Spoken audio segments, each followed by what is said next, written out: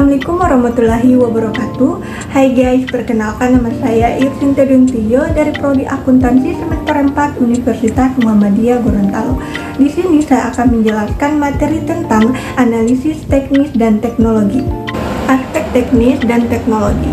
Teman-teman tahu nggak sih apa saja hal yang perlu dianalisis pada aspek teknis dan teknologi? Nah, hal yang perlu dianalisis pada aspek teknis dan teknologi adalah yang pertama pemilihan lokasi pabrik. Karena lokasi pabrik yang strategis merupakan salah satu sumber keunggulan bersaing. Yang kedua, penentuan skala produksi yang optimal. Karena skala produksi yang terlalu besar akan menimbulkan pemborosan, namun sebaliknya, skala produksi yang terlalu kecil akan kehilangan peluang untuk mendapatkan keuntungan. Yang ketiga, pemilihan mesin dan peralatan. Karena mesin dan peralatan yang digunakan sangat berpengaruh pada keberhasilan proses produksi. Yang keempat, penentuan layout pabrik dan bangunan. Karena layout yang baik akan meningkatkan efisiensi dan efektivitas proses produksi. Dan yang kelima, pemilihan teknologi. Karena teknologi yang tepat memampukan perusahaan menghasilkan produk dengan kualitas yang baik dalam waktu yang cepat dan biaya yang lebih murah. Yang berikut tujuan.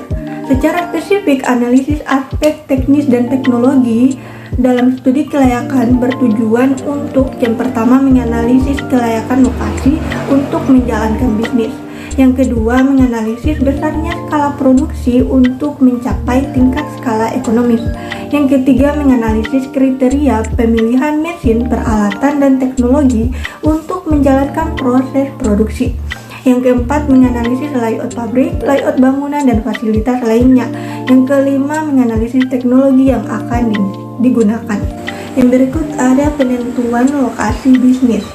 Lokasi bisnis adalah lokasi di mana bisnis akan dijalankan, baik lokasi untuk lahan pabrik maupun lokasi untuk perkantoran. Nah, lokasi bisnis mempunyai pengaruh yang besar terhadap biaya operasional dan biaya investasi. Penentuan lokasi bisnis yang salah akan menimbulkan beban tak terbatas bagi perusahaan. Penentuan lokasi bisnis ditentukan oleh beberapa variabel yang dapat digolongkan menjadi variabel utama dan variabel pendukung.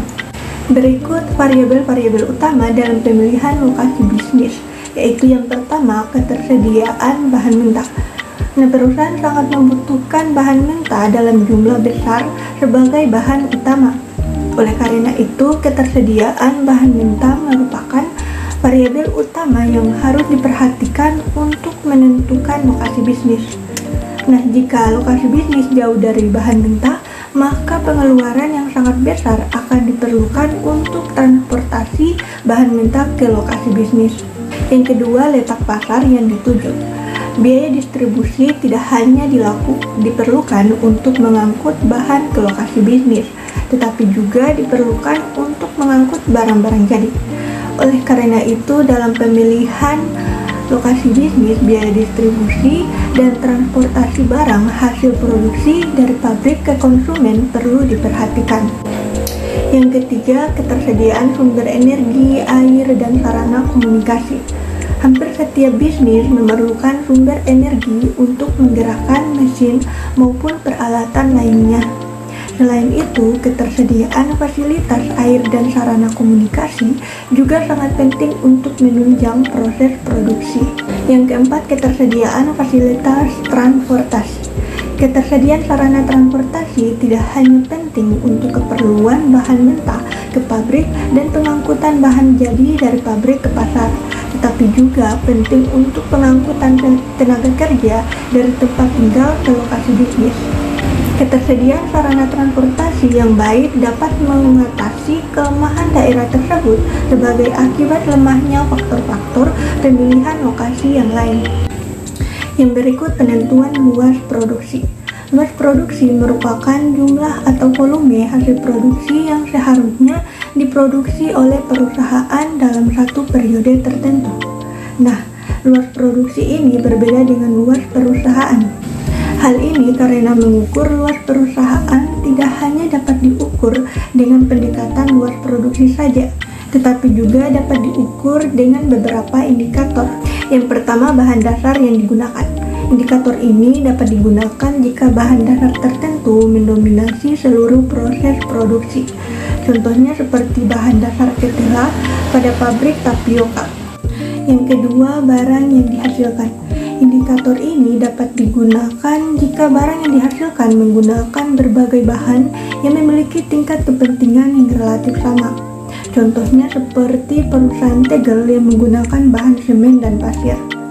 Yang ketiga, peralatan mesin-mesin yang digunakan. Indikator ini dapat digunakan jika alat produksi jangka panjang memegang peranan utama dalam perusahaan tersebut. Contohnya seperti kandang dalam peternakan ayam, tanah dalam perusahaan pertanian. Yang keempat, jumlah pegawai yang digunakan. Indikator ini dapat digunakan jika perusahaan menggunakan berbagai bahan dasar dan proses produksinya merupakan kegiatan yang padat tenaga kerja. Contohnya industri linting rokok, industri batik tulis, dan sejenisnya. Yang berikut, pemilihan mesin, peralatan, dan teknologi. Ada beberapa hal yang perlu dipertimbangkan pada pemilihan mesin dan peralatan. Yang pertama, kesesuaian dengan teknologi. Mesin dan peralatan harus sesuai dengan teknologi yang berlaku sekarang. Jika teknologi yang digunakan tidak sesuai dengan kondisi lingkungan yang ada, maka proses akan ketinggalan sehingga akan kalah dengan para pesaing lainnya. Yang kedua, harga perolehan. Harga perolehan mesin, peralatan, dan teknologi harus sesuai dengan besarnya biaya investasi yang dianggarkan agar tidak membebani keuangan perusahaan dalam jangka panjang. Yang ketiga, kemampuan. Kemampuan mesin peralatan yang akan digunakan harus sesuai dengan luas produksi yang direncanakan. Hal ini untuk menghindari idle capacity yang akan menimbulkan pemborosan atau over capacity sehingga mengakibatkan kerusakan. Yang keempat, tersedianya pemasok. Ketersediaan pemasok harus dipertimbangkan sehingga pada saat kegiatan pembangunan dimulai tidak ada kendala dalam hal pengadaan. Yang kelima, tersedianya suku cadang. Ketersediaan suku cadang harus dianalisis secara cermat agar proses pemeliharaan dan perbaikan karena suatu kerusakan pada mesin dan peralatan dapat dilakukan dengan mudah. Yang keenam, kualitas. Kualitas mesin menentukan keawetan dan kualitas produk yang akan dihasilkan. Oleh karena itu, kualitas mesin dan peralatan perlu dipertimbangkan, disesuaikan dengan kemampuan keuangan yang ada. Yang ketujuh, umur ekonomis. Tafsiran umur ekonomis harus sesuai dengan keberadaan bisnis yang akan dijalankan. Jangan sampai umur ekonomi mesin terlalu pendek sehingga habis sebelum bisnis mencapai tingkat pengembalian investasi. Yang berikut, penentuan layout pabrik dan bangunan. Layout pabrik merupakan keseluruhan bentuk dan penempatan fasilitas-fasilitas yang diperlukan dalam proses produksi.